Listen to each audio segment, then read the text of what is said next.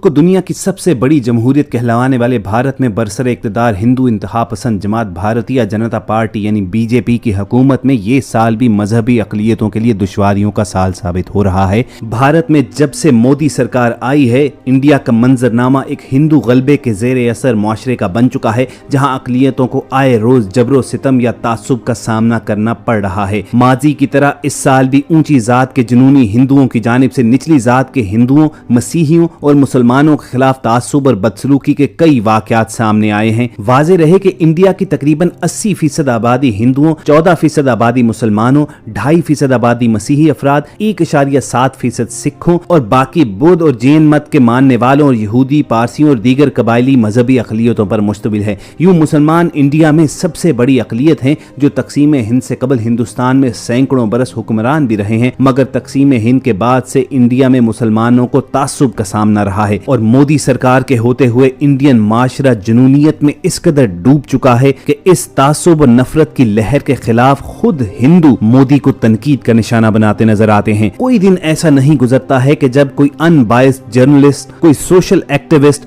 या फिर कोई बॉलीवुड सेलिब्रिटी मोदी के खिलाफ आवाज न बुलंद करता हो। और इस फहरिस्त में नया इजाफा राजपाल यादव का है। राजपाल यादव को बॉलीवुड में छोटे कद के बड़े एक्टर के तौर पर जाना जाता है और चंद रोज कबल उनके एक हक गोई पर मुश्तमिल वीडियो पैगाम ने जुनूनी हिंदुओं में आग लगा दी। इस वीडियो पैगाम में राजपाल यादव ने मोदी सरकार, उनकी मिशनरी और हिंदुत्व का प्रचार करने वाले उनके करिंदों के बारे में क्या कहा कि जुनूनी और मुतअस्सब हिंदुओं को एक आंख न बाया और उन्होंने राजपाल यादव की गिरफ्तारी और उसे सख्त सजा देने का मुतालबा शुरू कर दिया है।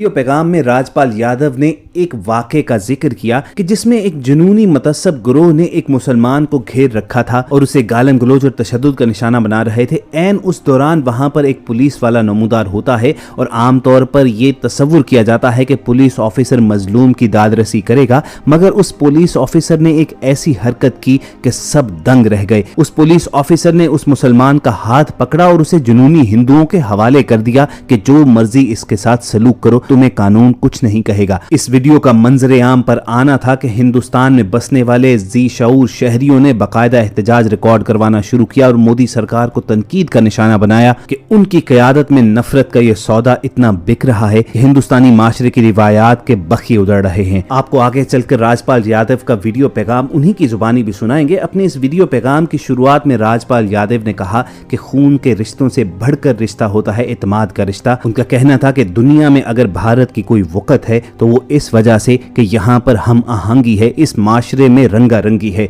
मगर इस हम आहंगी में रहते हुए हम ये कैसे भूल जाते हैं कि इंसानी जान की एक कीमत भी है। आज हमारे माशरे में जान की कोई कीमत नहीं रही। राजपाल यादव ने हजूम के उस मुसलमान को घेरे जाने वाले वाक़े का हवाला देते हुए कहा कि 100-200 लोग मिलकर 2 लोगों को घेरते हैं, उन पर तशद्दुद करके अपने तई बहादुरी का मुजाहिरा करते हैं, मगर पूरी दुनिया में भारत को जलील और रुस्वा करके रख देते हैं। राजपाल यादव का क्या कहना था, उन्हीं की जुबानी सुनिए। आपके चरण छूंगा, लेकिन 2-2 लोगों को घेर के 100-100 लोग लाठी डंडे दुनिया के किसी भी कोने पे हो, आपसे बड़ा नामर्द, आपसे बड़ा कोई भी जो बोलते हैं ना कमजोर, आपकी कमजोरी की निशानी है। आप 1% लोग नहीं हो पूरे भारत में और पूरे भारत को विश्व के सामने शर्मसार कर देते हो ऐसी टुच्ची सी हरकतें करके। और वर्दी, मैं आपको तो प्रणाम करता हूं। मेरा सपना है कि हमारी वर्दी पूरे विश्व की एक प्रेरणा बने विश्व के लिए।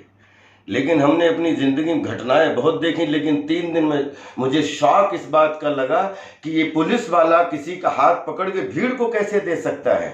मतलब ये विश्वास खत्म हो जाएगा तब तो कोई किसी पे विश्वास नहीं करेगा। जब कोई किसी पे विश्वास नहीं करेगा तो समझ लो हमारा और आपका सबका फेस्टिवल मनाते रहिए। मुसीबत को भी फेस्टिवल में ले जाइए, इसको भी फेस्टिवल में ले जाइए, जितने त्योहार हैं उनको भी फेस्टिवल में ले जाइए, मुसीबतों को भी फेस्टिवल में ले जाइए। लेकिन ये याद रखिए कि विश्वास एक दूसरे के प्रति बनाए रखिए, विश्वास मत तोड़िए। जिस दिन विश्वास टूट जाएगा ना, उस दिन हम भीड़ में कितने भी रहेंगे लेकिन सब एक दूसरे से डरे हुए रहेंगे। और अगर एक दूसरे से डरे हुए रहे तो फिर कोई फ्यूचर नहीं है हमारा।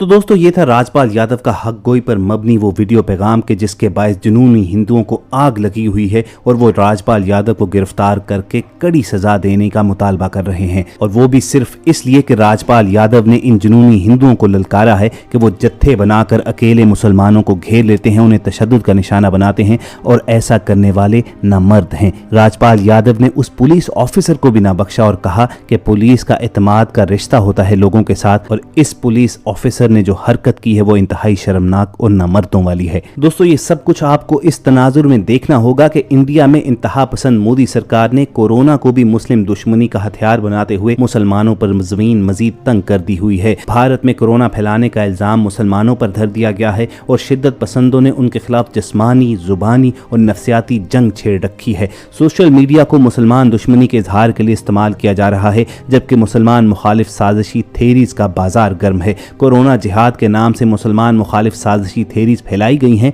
और ऐसी जाली वीडियोस तक बनाई गई हैं जिसमें मुसलमानों को सब्जियों और फलों पर थूकते दिखाया गया है। मोदी सरकार ने मुसलमानों के इज्तिमात को कोरोना फैलाने की वजह करार दिया और मुसलमानों के कोरोना केसेस तक को अलग से रिपोर्ट किया गया। भारतीय मीडिया ने इस मुहिम में मोदी सरकार का भरपूर साथ दिया। मुसलमानों के खिलाफ नफरत अंगेज मुहिम चलाई गई। एक अखबार ने कार्टून छापा जिसमें कोरोना वायरस को एक मुसलमान दहशतगर्द के रूप में दिखाया गया। इंटरनेशनल मीडिया के मुताबिक इंडिया में कोरोना वायरस के तेजी से फैलने के बाद वहां की अकलियतों बिलखुसूस मुसलमानों के साथ हुकूमत के नारवा सलूक में भी तेजी आती जा रही है। जहां ये खबरें सामने आई कि हिंदुस्तान में कोरोना से मुतासिर हर मजहब और फिरके, खासतौर पर मुसलमानों और कम जात हिंदुओं के लिए अलग क्वारंटीन सेंटर्स कायम किए गए हैं, वहीं तमाम मुसलमानों को तबलीगी करार देकर उन्हें कोरोना फैलाने के जिम्मेदार बताने की हुकूमती पॉलिसी में भी तेजी देखी जा रही है। और भारतीय मीडिया तकरीबन हर मुसलमान को तबलीगी और हर तबलीगी शख्स को कोरोना का मरीज करार देने की दौड़ में एक दूसरे से आगे निकलता दिखाई दे रहा है। मुसलमानों के साथ ऐसे रवैये को देखते हुए भारतीय दारुल हुकूमत नई दिल्ली की अकलीती कमीशन के चेयरमैन तक ने हुकूमत को खुला खत लिख दिया है, यानी मोदी सरकार की पॉलिसीज के खिलाफ खुद गैर मुस्लिम भी बोल उठे हैं। रिपोर्ट के मुताबिक अकलीती कमीशन की जानिब से लिखे गए तवील खत में मरकजी हुकूमत और रियासती हुकूमतों को बताया गया है कि पहले तो जान लें कि हर मुसलमान तबलीगी नहीं है